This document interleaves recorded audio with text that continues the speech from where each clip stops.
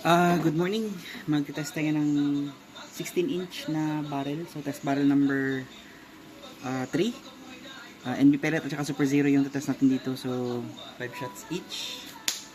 Unahin ko yung NB pellet. Velocity nito nasa 860, 870 siguro. Tinansya ko na lang. Binabaan ko lang ng konti kasi nakaset to sa 940, 950. Tapos shorter pa yung barrel. So, sige, groupings na naman. So, hitting high ito sa gitna ng crosshair ko. Yung tama niya, nasa taas ng konti. Groupings with NB pellet. 1. 2.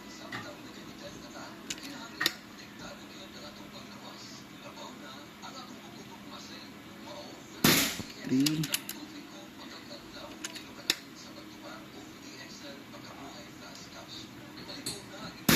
4. Same whole lot. And 5. So, isang butas lang yan. Kailangan lang talaga yung velocity is consistent at saka kung masyadong mataas kasi ang tendency pag maiksi ang barrel habang hinahabol nyo yung velocity na nasa 900 fps, maganda to kahit 900 fps eh. Ang problema, masyadong marami ng buga ng hangin, maraming excess. So, yung pellet naman, pag maraming excess masyado na hangin sa likod, magtatambol yan or magwawabol. So, katamtaman lang or hanapin nyo lang talaga saan yung tightest group na velocity na gusto nyo. So, NB pellet yun.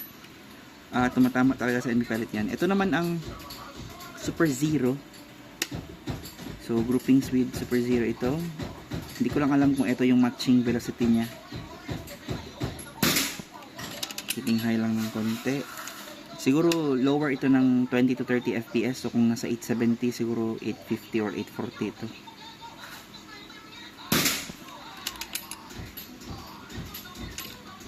Almost same sila actually ng tama. Upper lang ng high lang ng konti. Same hole pa rin.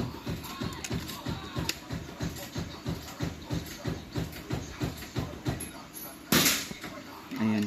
Mas tight talaga yung NB pellet dito. So SNB3 ang isang to.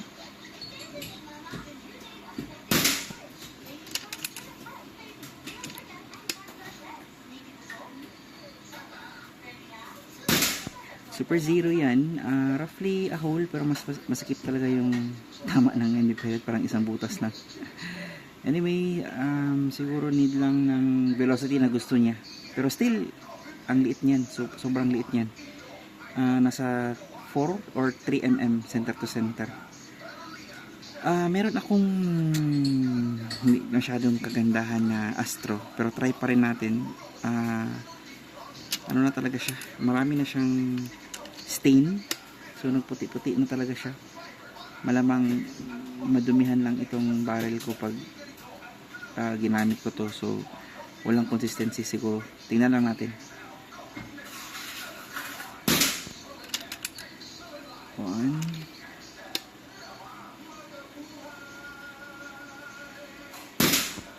Sabi ko na nga ba, hindi talaga mag-grab ng consistency ito.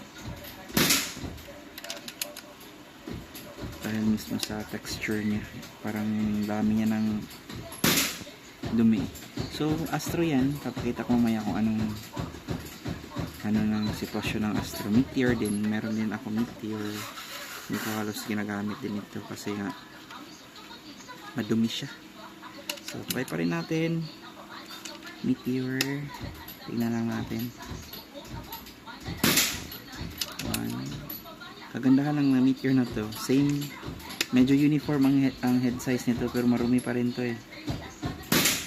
Ayun o, ano.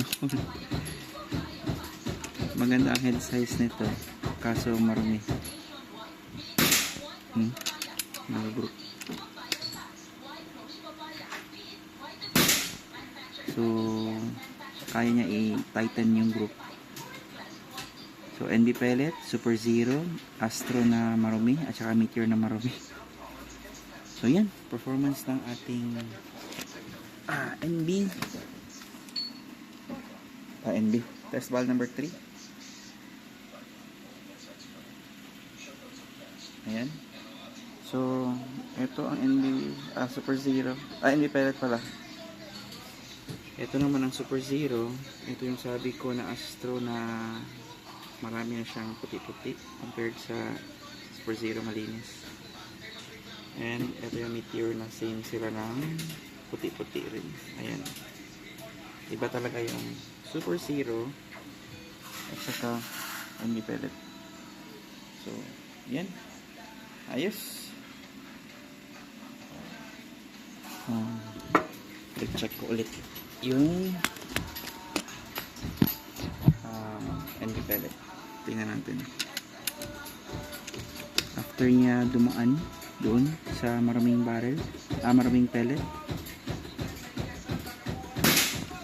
1 NB pellet ulit.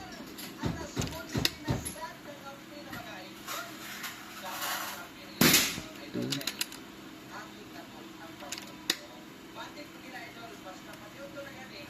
3, same hole na siya.